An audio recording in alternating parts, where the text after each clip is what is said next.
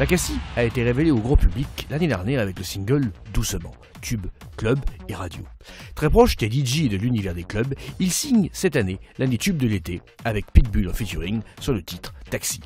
Tout en préparant son deuxième album, Makassi revient pour What's In sur son parcours et ses projets. Salut, c'est Makassi dans What's In.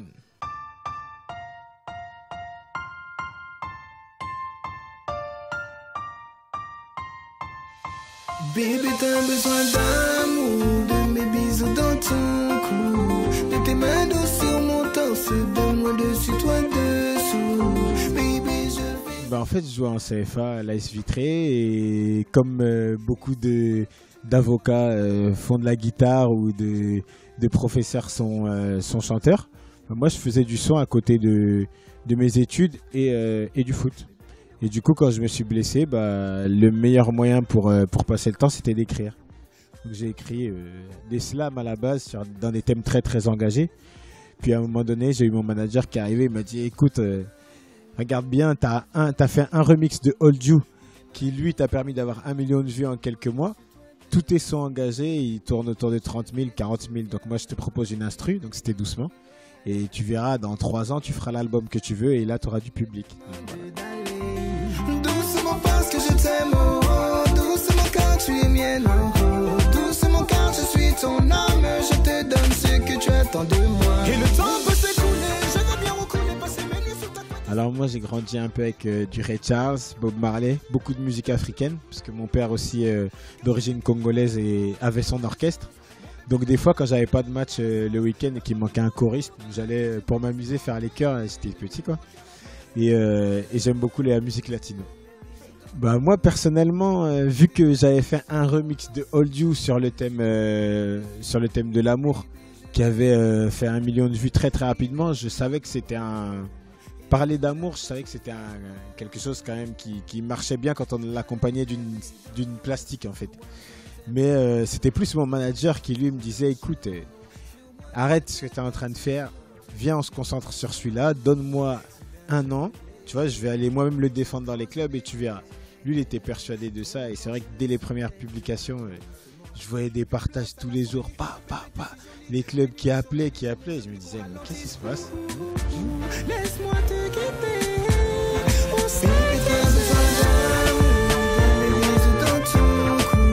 De tes mains douces sur mon torse, de moi dessus, toi dessous. Baby, je vais et je viens. Baby, de plus en plus loin. Moi, je voulais, sur ce premier album, j'aurais pu faire le choix, parce qu'en fait, j'ai eu une identification commerciale à partir de Doucement. J'aurais pu faire le choix de choisir la facilité et de faire 10 morceaux soleil et hop, vendre peut-être beaucoup plus que ce que j'ai fait là. Mais je voulais quand même me présenter vraiment Makassi d'abord dans un premier temps. Que les gens voient, Makassi c'est de la pop, c'est de la musique avant tout. Et donc je me dis que le pari est pas mal. Donc là sur le deuxième par contre, là je vais offrir plus quelque chose d'identifiable, ce que les gens connaissent et aiment. Parce que c'est vrai qu'avec les attentats et avec ce qui s'est passé, les thèmes dans lesquels j'allais un petit peu, l'esclavage, la maltraitance des femmes et tout, je pense qu'il est temps. Ouais, et donc sur le deuxième, on va plus s'amuser quoi.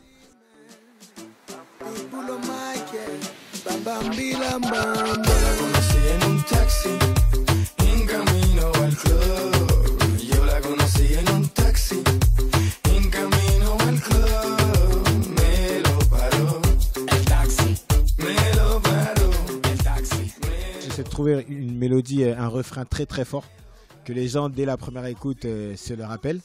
Et après j'appelle un beatmaker ou un guitariste ou mon père, comme sur pas mal de titres de mon album. Je lui dis joue une guitare quand je chante, je répète, je chante, lui il trouve des petits accords. Après je laisse ça au beatmaking et voilà. Ou des fois on me propose une instru. Moi voilà, je choisis et vice versa quoi.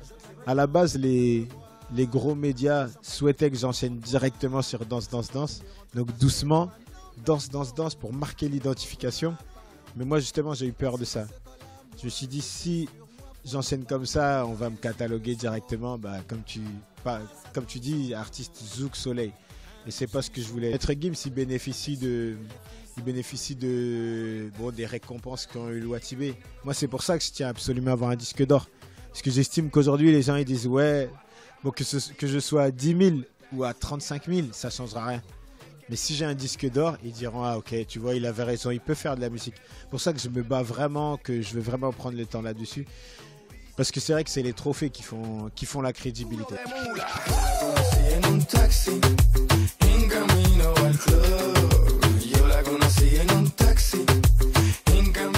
La scène, c'est ce qui m'a amené là. C'est l'alternative au fait que au commencement, les médias n'avaient pas forcément cru en moi, quoi. Parce que doucement, là, comme tu le sais, il est sorti en octobre 2012. Donc on l'a proposé aux radios, aux maisons de disques. Mais je pense que comme j'avais rien d'autre avant à part Aller les Bleus pour l'Euro qui avait buzzé, ils se sont dit ouais, c'est pas crédible.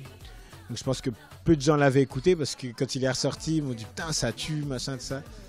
Et là je pense que ouais, moi la scène, les DJ, les fans qui eux-mêmes allaient demander au DJ ouais, il y a un artiste, il a un son, tu verras, ouais j'ai vu un artiste à telle prestation, c'était un truc de fou, il coûte pas cher, il est pas connu mais tu verras.